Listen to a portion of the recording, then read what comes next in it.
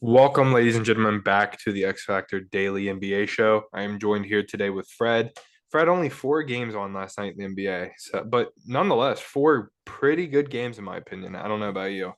Yeah, Um, man, it was a lot of fun to watch. yeah, we'll get right into it. The Bulls came out on top against the Nets, 108 to 99. The Nets seemed like they were going to pull out of this one, but it came down to Zach LaVine got hot in the fourth quarter and was able to pull it out for the Chicago Bulls. Zach LaVine finished with 29, 3 and 5 on 10 to 21 shooting. Great night for him. DeMar DeRozan with 20.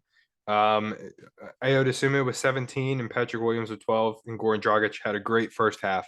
I think he had 12 in the first half, finished with Mhm. 15 on the night.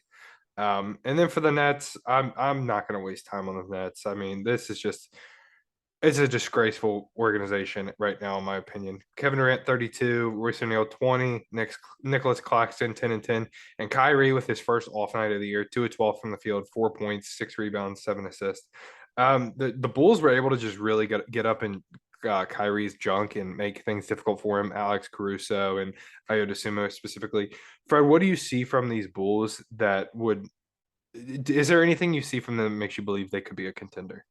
Yeah, man, much improved defensively, and they're without their best defensive guard, Lonzo Ball. But man, and having Zach LaVine healthy is huge for them.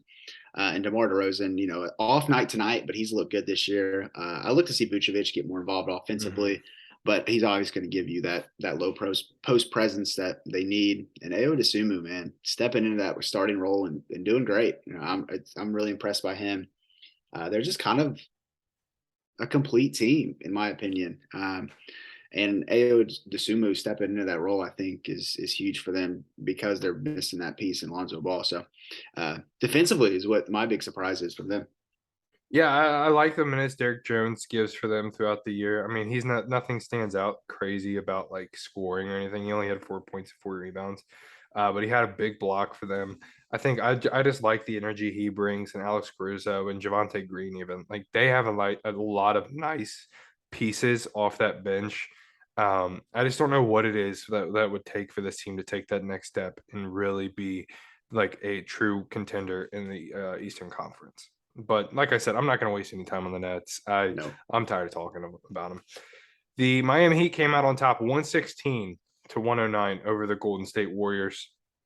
Jimmy Butler with 23, 6 and 8. Bam had 19, 7 and 6 and three steals.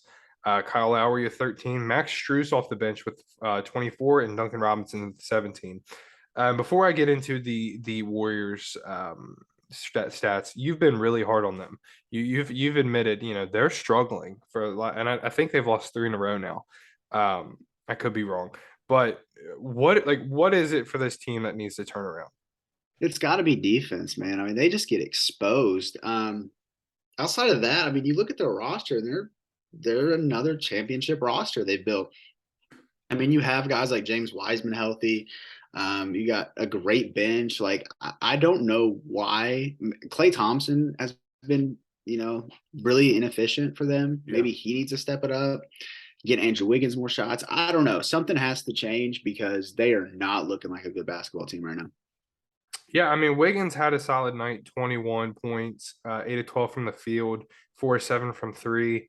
Clay, 19 points, but 7 and 19 and Yeah. 33% from the three. Steph Curry, I mean, Jesus Christ, 23, 13, and 13 Yeah. for I mean, Steph Curry. But Clay shooting under 30% from three. Like he's that guy. We know what we're going to get from Steph. I mean, Steph, like you said, he dropped a triple double last night. Great. But where else is it going to come from? Yeah, everyone else, it was an off. Jordan Poole had an off night. James Wiseman only with 5 points. One guy, I'm like, you've mentioned their defense is struggling. I don't understand why Jonathan Kuminga is not getting any run. I feel like he could be a solid defensive piece for Yeah. this team. He's I a don't freak. understand it. I would love to see him get some minutes, and I don't. I want to know their reasoning behind it, but I mean, right? Yeah, it's right now that they got their struggles defensively, and they're needing someone to be a consistent number two. And I think we have seen Andrew Wiggins step up more than you would think, but even still, he's having his off nights too. So Steph can only do so much. But there we have it. There, the Oklahoma City Thunder beat the Orlando Magic 108 to 116. This was a fun game to watch. I made sure to watch this. I love both these teams for odd reasons. And it's a matter. Troy brought it up today to us that the Thunder in fourth quarters are so good, it's ridiculous. They go on another big run to end the game. For the Magic, Paulo had 15 points, 8 rebounds, shot 6 of 13. Not a terrible night. We might be seeing him hit a rookie wall just for a little bit, but he might turn it around. Bol with 13 and 12. Wendell Carter Jr. had 30 and 12. I like it. I love Wendell Carter. And Franz had 20. And for the Thunder, Lou Dort had 14. Jeremiah Robinson Earl had 11. Josh Giddey, he's back in the lineup. He had 7 and 10. And Shai Gilgeous-Alexander, 34, 4, 6, 3 steals, 2 blocks. Fred, I wanted to read you off his stats from each game this season. 32 points, 5 assists, 6 rebounds. 28 points, 7 assists, 3 rebounds. 33 points, 8 assists, 5 rebounds. 24 points, 6 assists, 5 rebounds. 38, 9, 6, 34, 6, 4. I mean, I've said it a million times. Go out of your way to watch this guy play basketball. It's amazing. And I mean, the stats itself are proving it. I know it's absolutely ridiculous to get into it this early. Is Shai all NBA watch? Oh, 100%. I mean, you have to put him in that discussion. And his team's 4-3, so it's not like they're, absolutely tanking right now. Just what he does. And he's not even making threes. Yeah. He was over 3. He's getting to the rim with ease, hitting turnaround jumpers. Like, yeah, he's definitely playing at all NBA level. Yeah, I mean, I think if they can be a 500 team by the time All-Star comes around, it's not out of the question that he gets an All-Star spot. Yeah. I think Giddey compliments him so well too. All these guys play pretty well together. It's crazy to think. I mean, it just shows how good this league is this year. Yeah. And I think it's good that Shai's not forced to be a facilitator. Right. I agree. Like it's Giddey's job, and he does a really good job doing that. So I think that takes a lot of pressure off Shai. Yeah, I mean, I could go on and on about Shai. I love it. Go out of your way to watch the Thunder play basketball. Final game of the night last night, the Phoenix Suns came out on top 116-107. Miles Bridges, 19. Cam Johnson with 29. He shot 10 of 17, 7-11 from 3. Devin Booker had 18, 7 and 5. Chris Paul had 15 and 12 and 8 rebounds. I think we just saw Chris Paul able to get to his spot and he picks moments in the game when to facilitate and when to try to get scoring. And I love that. I love watching Chris Paul's game a whole lot. And for the Timberwolves, 24, 10 and 7 from Karl-Anthony Towns. Anthony Edwards with 24 and 6, only 7 and 9 from Rudy Gobert. He only attempted 1 field goal. It's insane. It's just insane. Fred, this Timberwolves team is 4-4, but the vibes going on in that organization feels like they're 0-7. Yeah, it definitely seems like there's some friction. Like Anthony Edwards had an interview yesterday, and they asked him because he's had 0 dunks this season. I don't know if you saw that. Yeah. And like his response, it was based like underlined. It was like, I have these 2 behemoths in the paint that don't move, so it's how am I supposed to get to the lane? So I don't know how well Anthony Edwards is acclimated in that locker room. Doesn't seem like he is very, well respected. I don't know. So I mean, I don't expect him to finish his career in Minnesota, if that's what we're asking. I could see him wanting out soon. So I don't know. They seem to not really gel together. I don't know. We'll see. Like I said, the vibes are just off. Yeah, it's just weird. You got fans. I saw, or I was listening to a podcast today where fans are calling for D'Lo to be traded. They don't like they've been getting out of D'Lo. He had an off night. Something needs to turn around quick for this team, because I feel like as the season goes on, it's when the teams that are together and the teams that play well together start to stand out. And if they can't play well together and they can't get along, I mean, nobody really has high expectations for them anyways. It's like, are they going to be struggling even more than, people were expecting? But looks like we'll see. Yeah, we'll see. I'm going to keep my eye on in Minnesota, but I just don't have high expectations. Yeah. Tonight's games, we have a lot of games on tonight. We start at 6:00. The Washington Wizards take on the Philadelphia 76ers. Joe, this team played a couple nights ago. Joel Embiid wasn't playing. I'd assume he's playing tonight. He's not. Nope. Okay, he's not available. I will still take the 76ers. I just think the 76ers team is starting to get rolling. We saw James Harden really start to give it off to Tyrese Maxey more and more, which I really like. And we discussed it last week, and I was like, Troy said he thought that Harden really wasn't doing that. I was like, I don't necessarily disagree, but I think he's starting to do it a little more and more. And we're finally seeing him really get going into giving Tyrese Maxey the ball. So give me the 76ers. Yeah, man, I think James Harden's playing really well this year. I Mm-hmm. think he's had an incredible year. I mean, he has a 10-2 assist turnover ratio. It's close to 3, but still 10 to, So I really like what he's done, and giving the ball to Tyrese, let him work. I love it. I got 76ers as well. I don't really trust that Washington Wizards team. I'm excited to see what Bradley Beal does, because he's really started off slow. Yeah. My game of the night tonight is the Celtics at Cleveland, 7:30 on ESPN. Balling. My game of the night for multiple reasons, mostly because this was one of the first Cavaliers games we'll be able to actually watch. Yeah, no kidding. We saw Donovan Mitchell. I mean, Donovan Mitchell continues to have a phenomenal season. Still, Darius Garland, I think, is still undecided if he's going to be playing or not. But nonetheless, I do like the Cavs. I'm going to continue to roll with the Cavs. Give me the Cavs here. I think I saw a report that Darius Garland is going to take the floor. It does seem. I like that. I like that. So, I mean, they just get that extra boost. I don't think he's played since game 1. He barely played in that one.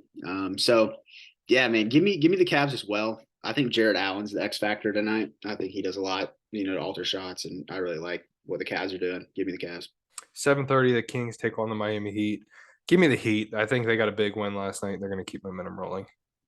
Yeah, especially no De'Aaron Fox. Give me the Heat as well. I think that's a big hit to them. I expect David Mitchell to have a big game though. 7:30. This would be a good game. Trae Young, who is a villain in New York, goes to New York to take on the Knicks. I'm going to take the Hawks. I think Trae Young has a good game. I think that DeJounte Murray does as well.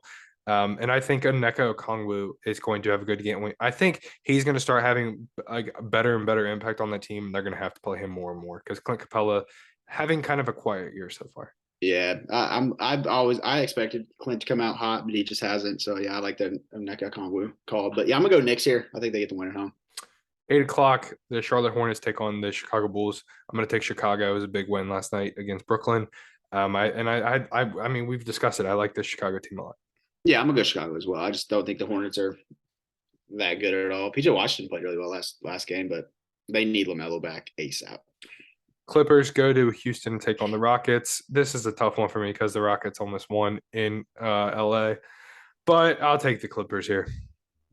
Yeah, man, I'm also going to go Clippers as much as they've disappointed me this year. I think Houston's just really bad, really young. So yeah, I'm going to go with the Clippers as well. The Pistons take on the Bucks. They actually put up a nice fight. I know that the score would probably indicate otherwise, but they actually put up a nice fight for the most part. Would love to take the Pistons as a swerve, but I've said continuously I'm not going to take a pick against the Bucks unless I'm very, very confident because Giannis is the best player in the world. So give me the Bucks. Well, I mean, the Bucks beat them by just 2 points. Oh, okay. I'm mixing up my games. Yeah, you're right. Yeah.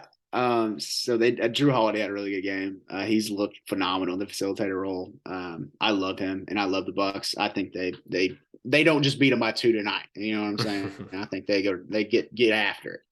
8 o'clock, the Raptors take on the Spurs. Spurs are surprising a lot of people. 5-2. Raptors 4-3. I like this Raptors team a lot. Give me the Raptors. Give me the Spurs. Give me Keldon, Michael Jordan Johnson. I think he goes off. He's been my guy this year. So I'm gonna go fighting Spurs. 8:30. The Jazz go to Dallas, take on the Mavericks. Yeah.